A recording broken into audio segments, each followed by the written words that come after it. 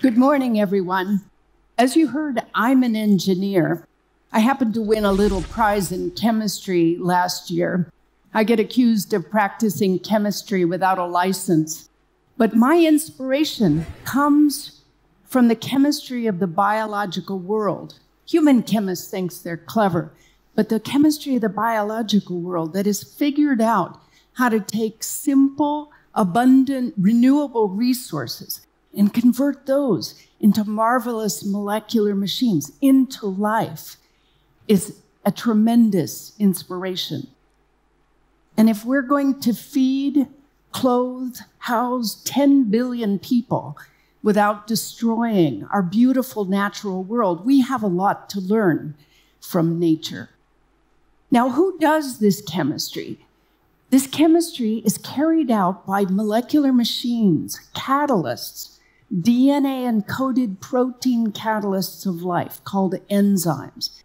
And I wanted to be an engineer of this biological world and build new versions of these that would serve us in this bid to live sustainably. Only no one knew how to do this. I struggled mightily with this problem of how do you make something better than what nature gives you? Who knew how to do that? And that's because we don't know a lot when it comes to the chemistry of the biological world. Now, I therefore turn to nature's design process. Nature has a tremendously powerful mechanism for building new life. It's called evolution, and it's a simple algorithm of making mutations and natural selection. Just turn the crank that's created all of the diversity of living systems all the way back, starting more than 3 billion years ago, without design. Now, if you want to build new biological things, we use the modern tools of biotechnology, which are really tremendous. We can read any DNA we want today. You can sequence an entire human genome for less than $1,000. You can write any DNA. You can just email your favorite sequence off to a supplier anywhere in the world, and you get back the physical material. You know, you can edit DNA, and surely you've heard about the CRISPR revolution, where you can go in and modify inherited diseases. We can read, we can write, we can edit it.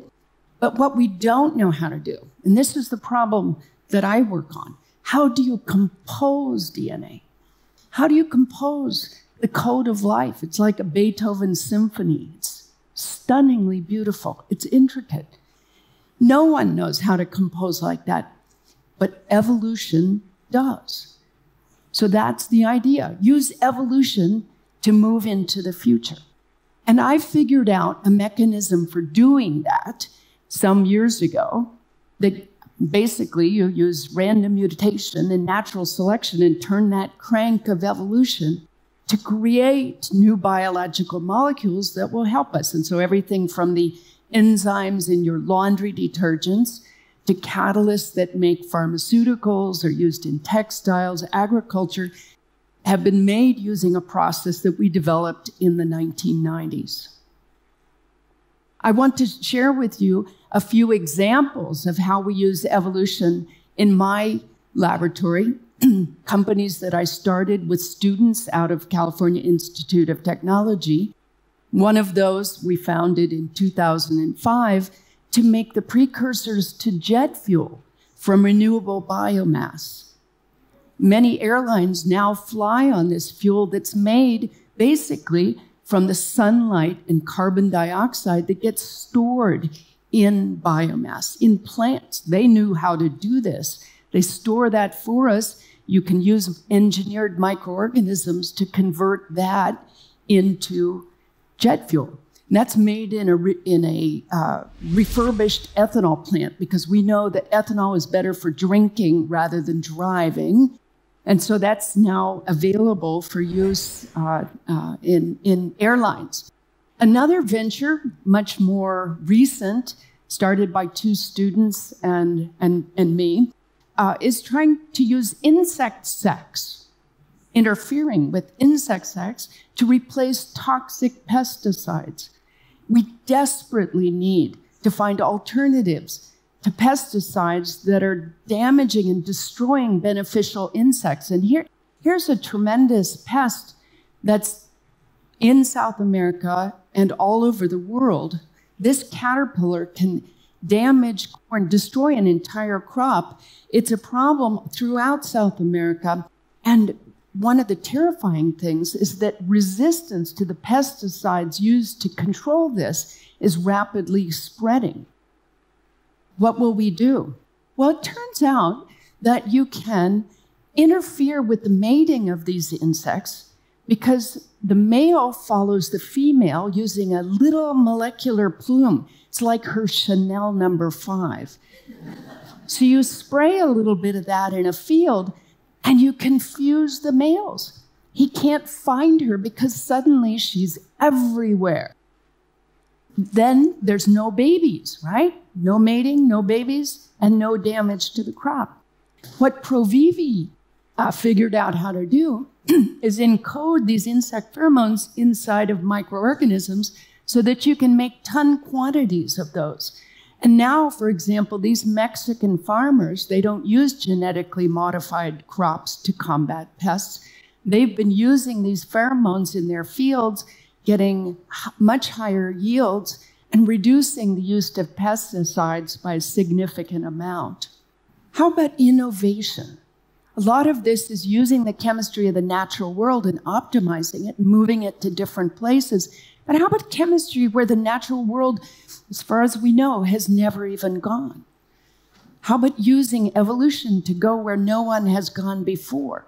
Now, some think of the protein universe, all the possible proteins, as all the proteins that nature has studied since the origin of life.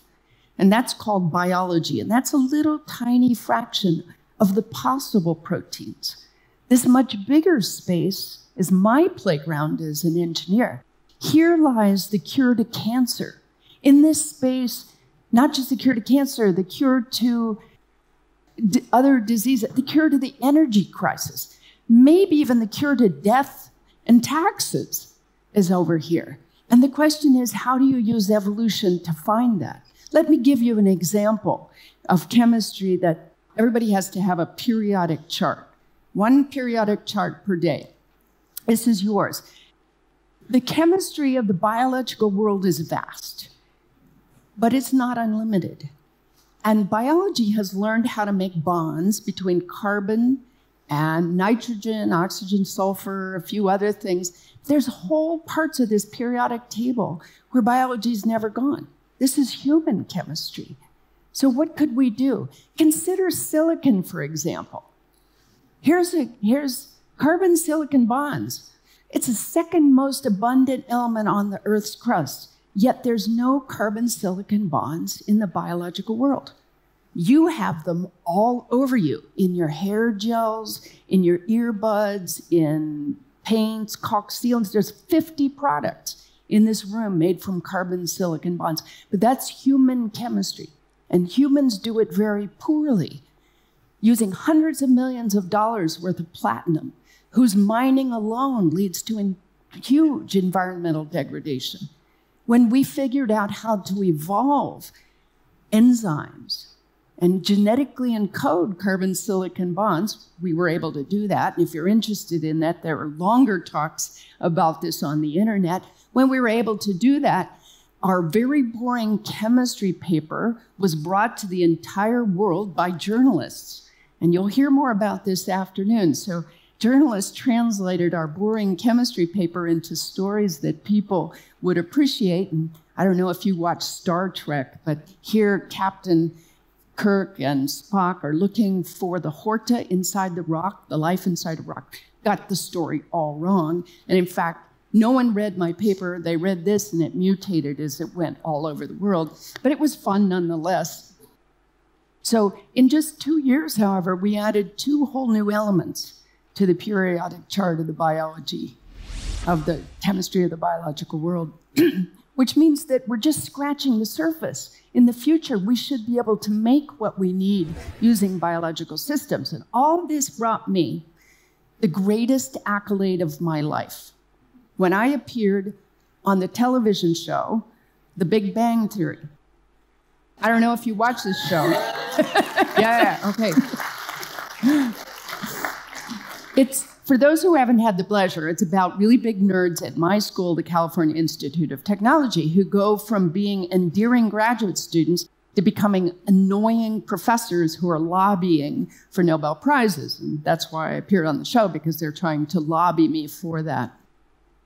I also got an invitation to a very nice party in Stockholm in December last year at this little house. It's all lit up, and you notice this was taken at 3:30 in the afternoon, so it's pretty cold there. But it was a really, really nice party, and I suggest, in fact, I encourage you, if you ever get an invitation, you should go. It was a good time. And I met all these people who get all dressed up. They dress up a lot more than we do in California and obviously in Chile. So it was a little bit of a conundrum to find out what I should wear. But I met inspirational people there. And you may recognize Donna Strickland, who is also here at this wonderful event. We're playing with our Nobel medals, only they're not the gold version. They're the chocolate versions. And by the way, Donna Strickland, for those who don't know, that's the first woman to win the Nobel Prize in Physics in 55 years. Yeah.